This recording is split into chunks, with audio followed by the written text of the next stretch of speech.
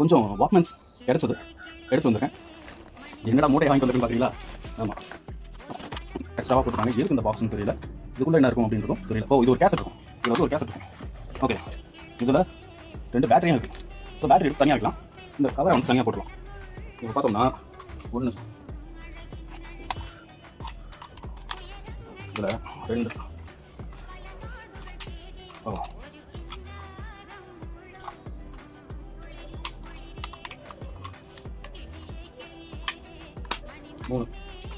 Okay.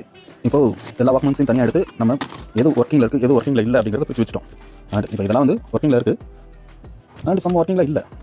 இது வந்து நம்ம அந்த ஒன்று கொடுத்து ரெடி பண்ண ட்ரை பண்ணுவோம். என்னென்னா பெல்ட் மட்டும் தான் போயிருக்கும். அதுக்கு ரப்பர் பேண்ட் வாங்கி கூட வேலை முடிச்சது. அது நம்மளே கூட கழட்டி பார்ப்போம் எப்படின்னு எனக்கு தெரியாது. பட் ட்ரை பண்ணலாம். அந்த ஒன்றுக்கு ஏன் ரொம்ப சிரமம் கொடுத்துட்டே இருக்கணும்.